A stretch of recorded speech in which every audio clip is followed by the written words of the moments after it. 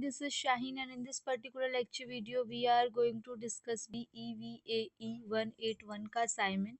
और ये असाइनमेंट का सब्जेक्ट है आपका इन्वायरमेंटल स्टडीज़. ठीक है, वैलिड है ये 1 जनवरी 2025 से लेकर के 31 दिसंबर 2025 तक. इसके अंदर इम्पोर्टेंट इन्फॉर्मेशन सारी लिखी हुई है. स्टार्ट करते हैं फ्रॉम द क्वेश्चन. ठीक है, ये इम्पॉर्टेंट है, देख लीजिएगा. ये वाला इम्पॉर्टेंट है. इसके मैं 3 क्वेश्चंस डिस्कस करूंगी इस लेक्चर वीडियो में, और बाकी डिस्कस करूंगी नेक्स्ट लेक्चर वीडियो में. So first question says to achieve the desired goal of sustainable development society have to make certain transition. जब हमें सस्टेनेबल डेवलपमेंट के बारे में बात करनी पड़ती है तो सोसाइटी को भी काफ़ी सारी चीज़ों को देखना पड़ता है. ठीक है, अब इनको जस्टिफाई करना है 250 वर्ड में. सेकंड क्वेश्चन डिफरेंशिएट कह रहा है प्राइमरी सेकेंडरी सक्सेशन में, direct and indirect use value of diversity. और क्वेश्चन नंबर थर्ड में 4 क्वेश्चन है. ठीक है, स्टार्ट करते हैं वन बाय वन इनके आंसर्स को. सबसे पहले कह रहा है आपका कि ये जो स्टेटमेंट है कि to achieve the desired goal of sustainable development society हमें कुछ रिक्वायर्ड ट्रांजिशन करनी पड़ती है, तो ये बिल्कुल ठीक स्टेटमेंट है. ठीक है, कुछ की पॉइंट्स जो कि इससे रिलेटेड हैं, जैसे कि काफ़ी सारे इश्यूज़ को ये कनेक्ट करके रखती है. सस्टेनेबल डेवलपमेंट का मतलब समझो बच्चों, होता क्या है कि आज की जो तरक्की कर रहे हो आज जो आप इन्वायरमेंट को डेवलप कर रहे हो, जो भी मतलब आप बिजनेस को डेवलप कर रहे हो, उससे ऐसा ना हो कि कल के फ्यूचर जनरेशन के ऊपर इम्पैक्ट पड़े. ठीक है, फ्यूचर थिंग्स के ऊपर इम्पैक्ट पड़े, तो वो सब चीज़ें देखते हुए चलना है. तो फॉसिल फ्यूल को शिफ्ट करना, circular economy and social and cultural changes, policy and governance, adaption. और यहाँ पे इसका कंक्लूजन हो गया. कंक्लूजन मोस्ट इम्पॉर्टेंट है. ठीक है, क्वेश्चन नंबर 2 में डिफरेंशिएट कह रहा है 125 वर्ड्स तक आपको लिखना है. अगर आपको कंटेंट ज़्यादा लगता है तो आप कम कर सकते हो अपने अकॉर्डिंगली, क्योंकि मैंने ज़्यादा कंटेंट इसलिए प्रोवाइड किया है कि पर्सन टू पर्सन जो आपका असाइनमेंट है वो वेरी करता है. लोग अपने अकॉर्डिंग लेंथ लिखना चाहते हैं. प्राइमरी एंड सेकेंडरी सक्सेशन में प्राइमरी सक्सेशन तब होता है जब नया लैंड फॉर्म होता है, जबकि सेकेंडरी सक्सेशन तब होता है जो कि ऑलरेडी एग्जिस्टिंग लैंड है उसको, मतलब जब हम डिफरेंशिएट करते हैं. व्हाट इट हैपन्स ये तो हमने पढ़ लिया. हाउ इट स्टार्ट, तो लीचन, सेल्गी एंड फंगी फर्स्ट ऑर्गेनिज्म होते हैं जो कि रॉक्स को ब्रेक डाउन करते हैं. कैसी प्रोसेस होती है, हार्डियर प्लांट्स जो होते हैं. फिर हाउ लॉन्ग इट टेक, तो हज़ारों साल लग जाते हैं इसमें.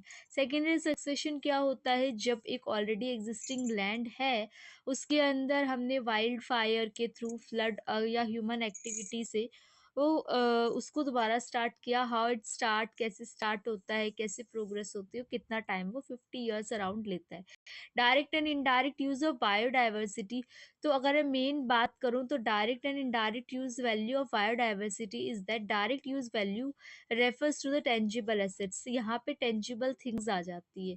ठीक है, हार्वेस्टिंग फूड्स और टिम्बर, जबकि इनडायरेक्ट के अंदर सर्विसेज आती है, इनटेंजिबल चीज़ें आ जाती है. मेन डिफरेंस एग्जाम्पल मैंने बताया है. फूड ये डायरेक्ट के हैं, food, medicine, timber, fuel, wood ये है. और एग्जाम्पल आपका pollination, water purification, flood control, carbon sequestration, erosion control, ये सब इसके पार्ट हैं.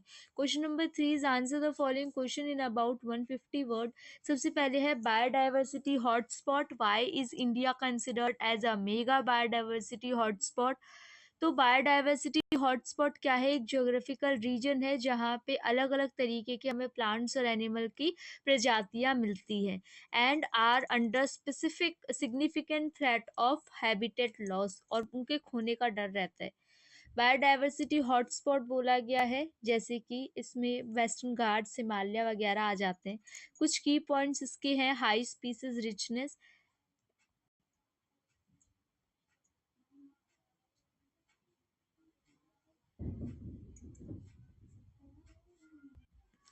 इसके कुछ की पॉइंट्स हैं. Key points about India as a mega biodiversity, तो हाई स्पीसीज रिचनेस है यहाँ पे, मल्टीपल हॉटस्पॉट हैं, डाइवर्स इकोसिस्टम है, कंजर्वेशन कंसर्न, उनको बचा के रखने का भी एक तरीके से कंसर्न है। बी पॉइंट इज आपको life form of aquatic ecosystem बताना है और उसके अलावा उसके एग्जाम्पल्स देने हैं और डायग्राम को भी जस्टिफाई करना है। तो एक्वेटिक इकोसिस्टम है, उसके अलग अलग जोन्स हैं, इन्होंने अलग अलग जोन्स बता रखे हैं। Littoral zone, limnetic zone, profundal zone, benthic zone, इनको और इनकी जस्टिफिकेशन भी की हुई है प्लांट्स और एनिमल्स के बेसिस पे। इको एक्वाटिक इकोसिस्टम को जस्टिफाई किया है मैंने डायग्राम के थ्रू। फिर लिमेंटिक जोन, फिर यहाँ पे profundal zone, next is benthic zone, next is differentiate between the surface and groundwater, describe the factor responsible for degradation of water का जो लेवल है वो क्यों डिग्रेड होता जा रहा है उसका रीजंस भी जस्टिफाई करना है। Surface water refers to fresh water found on the earth surface, जैसे कि रिवर्स हो गई, लेक्स हो गई, स्ट्रीम्स हो गई, ठीक है। फैक्टर रिस्पॉन्सिबल, अब इसमें रीजंस भी पूछे थे, तो एग्रीकल्चर रन ऑफ की वजह से, इंडस्ट्रियल वेस्ट डिस्चार्ज की वजह से, क्योंकि अनट्रीटेड आप सीवेज वगैरह देखते हो, ये भी एक रीजन है। Urban run off, sewage disposal, mining activities, solid waste disposal, climate change, बहुत सारे पॉइंट्स ऐड कर दिए, आप अपने अकॉर्डिंगली इसको अरेंज कर लेना। नेक्स्ट वन इज, इसका लास्ट पॉइंट इज आपको कार्बन साइकिल के ऊपर शॉर्ट नोट लिखना है, डायग्राम को भी जस्टिफाई करना है। तो कार्बन साइकिल एक ऐसी प्रोसेस होती है जहाँ पे कार्बन कंपाउंड बायोस्फेयर में geosphere, pedosphere, hydrosphere and atmosphere of the earth घूमते रहते हैं। तो कार्बन को मेंटेन करना, कार्बन साइकिल स्टेप्स क्या है, इसमें फॉलोइंग मेजर स्टेप्स है जो कार्बन साइकिल मेजर करता है। Carbon present in atmosphere photosynthesis के द्वारा यूज होती है, ठीक है। These plants are then consumed by animals, अब वो किसने कंज्यूम कर ली, एनिमल्स और कार्बन्स ने। दीज एनिमल्स एंड प्लांट्स बाद में डाई कर गए और डिकम्पोज हुए, तो वहां से भी कार्बन रिलीज हुई है। Some of the carbon that is not release back, जिसको हम फॉसिल फ्यूल्स की फॉर्मेशन बना लेते हैं। और ये जो फॉसिल फ्यूल्स हैं वो क्या होते हैं, मैन मेड एक्टिविटीज में pump more carbon into the atmosphere, फिर वो दोबारा से एटमोसफेयर में और कार्बन डाइऑक्साइड डालते हैं, ठीक है। आप लोग देख सकते हो उसको। Next is carbon cycle on land, किस तरीके से बताया गया है, आपको इक्वेशन के थ्रू भी बता दिया।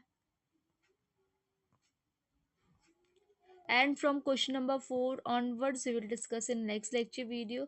तब तक आप चैनल को सब्सक्राइब करें, शेयर करें, वीडियो पीडीएफ आपको मिल जाएगी, लेकिन पहले पूरा मैं आपको असाइनमेंट प्रोवाइड करूंगी, वीडियोस प्रोवाइड करूंगी, उसके बाद आपको कंटेंट भी मिल जाएगा पीडीएफ फॉर्मेट में, फ्री पीडीएफ मिलेगी आपको।